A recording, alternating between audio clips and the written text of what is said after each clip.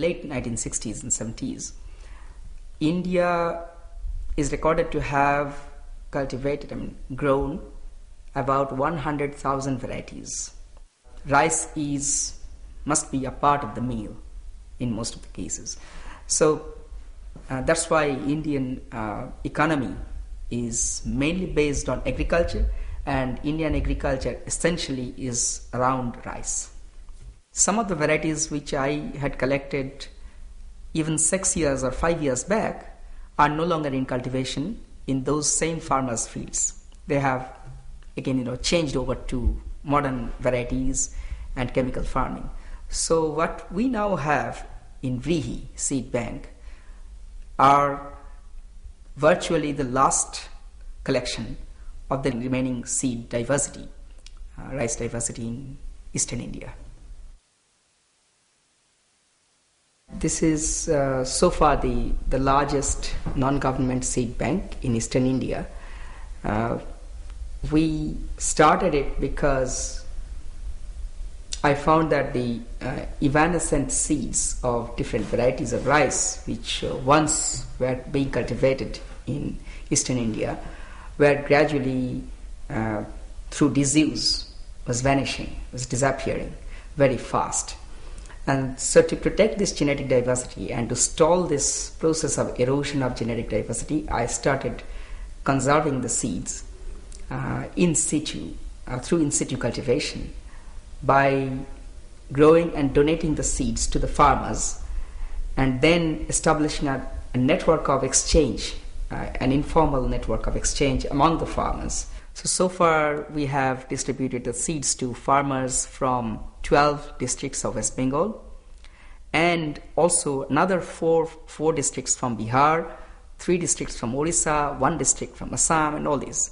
And they all come over there, and then they choose the varieties.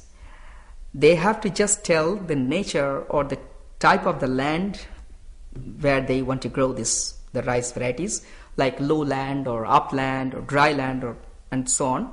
So according to their needs and choices, we show them the array of the varieties that we have. So for example, there would be 42 varieties suited to the upland conditions. Then maybe another 200 varieties suited to the medium land conditions, like that, and 6 varieties suited to the saline conditions. And each of these have different other properties as well, like the length and the size of the grain, the color of the grain, the aroma, the flavor, the cooking time, everything is different. So then they choose from among these varieties for free of cost, of course. And the only rule is that they have to give to He another variety of their own local production. The purpose is that this variety that we collect from the farmers in exchange will be given over to another farmer in need. So He becomes a center of exchange, because I believed that this informal network of exchange of crop varieties is the only way and the best way to conserving them, because this is an explicit challenge to the market economy, the market system, where farmers rely on the seed supply on the market and they have to purchase the seeds that they need. But until this advent of market economy, people had been exchanging for centuries and centuries, and that's why these hundreds and even thousands of varieties were distributed across the country. What is the danger of this huge biodiversity loss? Isn't one rice variety enough? Factors that we lose sight of in the frenzy of development in agriculture is that there are many marginal conditions, environmental conditions or farm environmental conditions, where modern varieties cannot grow because they lack the genes which are locally adapted and perfectly adapted and fine-tuned to those local conditions. As I told you, there's drought tolerance, flood tolerance, salinity tolerance, and aroma, fragrance. These four characteristics are the properties which have not yet been developed in any of the modern varieties so far, despite 60 years of rice genetics research all over the world. So, for example, no high-yielding variety or no modern variety is aromatic, and no aromatic variety is high-yielding or modern.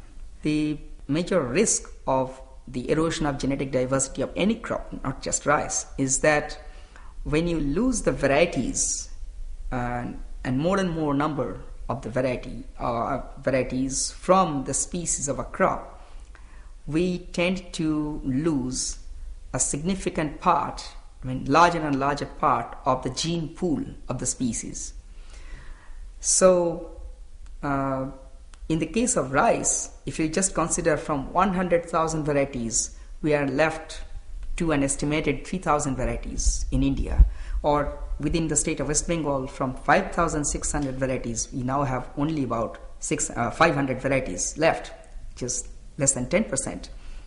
That means 90% of the genetic diversity among the germplasm is lost. And this reminds us of the risk of what happened in Ireland in 1880s with the Irish potato famine. And because there was only one variety in Ireland and one crop failure because of a disease outbreak, a pathogenic outbreak, the entire country suffered from this famine, and that was a key factor which drove out millions of Irish people to the US. What is the intention of the international corporations to enter the Indian market? Just profit maximization. In fact, in the 1970s, there was one of the CEO of a big industrial corporation commented that today's politics is biopolitics. Because today we know that it doesn't matter or no country is now willing to capture the political seat of administration. Rather, it's much easier and more powerful, more tangible and easier to control a country's economy and politics if one can capture the country's food security and food production basis. So the means of food production and the materials of food production, the seeds, for example, and the machinery of food production, the fertilizer, the pesticide, the irrigation machinery, everything is captured.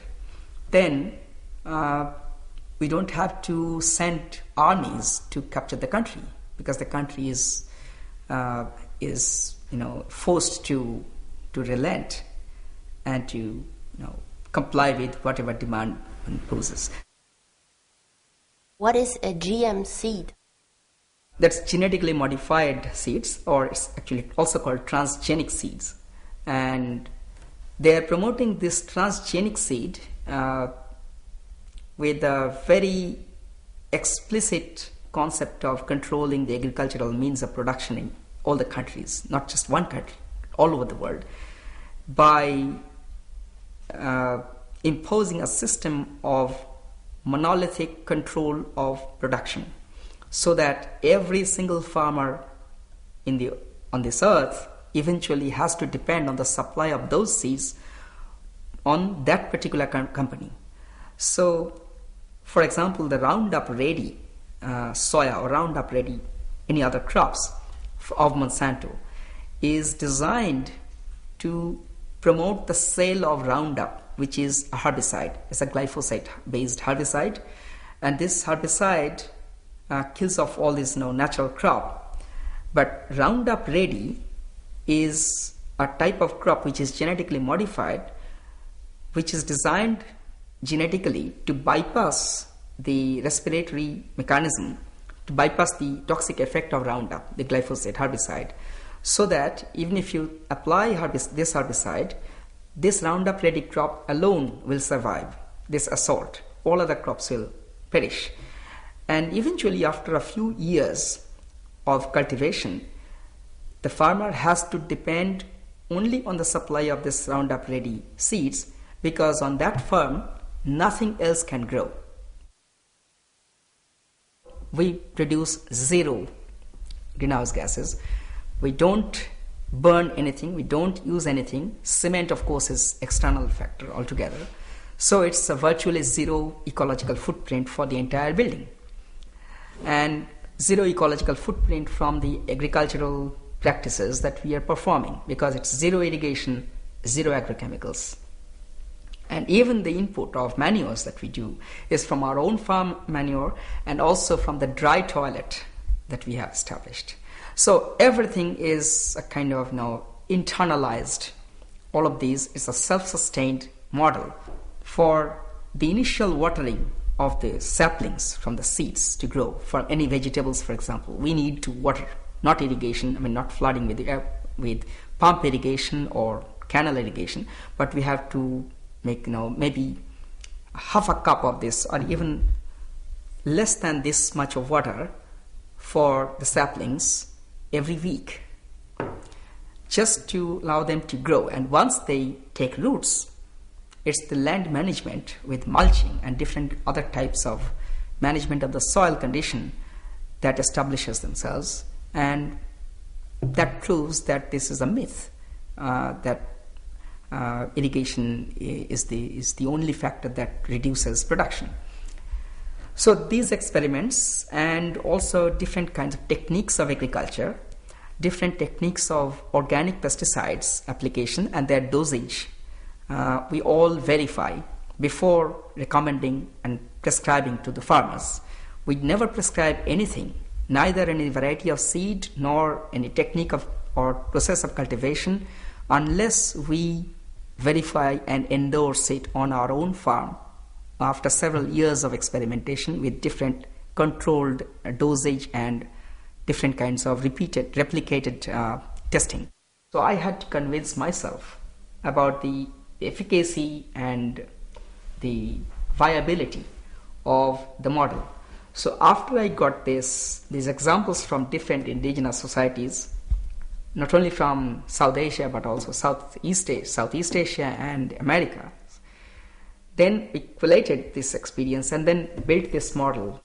So of course it's possible, because in many countries where it may not be rice seed bank, it could be seed bank of quinoa or some fruits in Europe, for example, but the principle is the same. It's local self-sustainability depending on the locally produced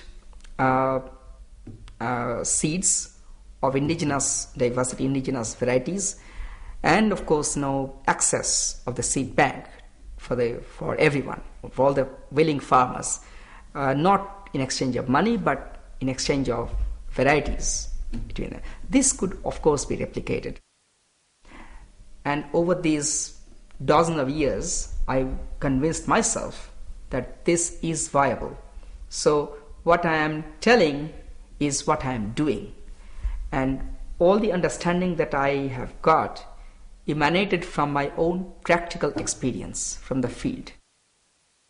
But I am creating my own niche in this one, or recreating or rediscovering a new model and mode of living, which I am very fortunate to have many friends and peer groups cooperating with me, and slowly this is an expanding circle.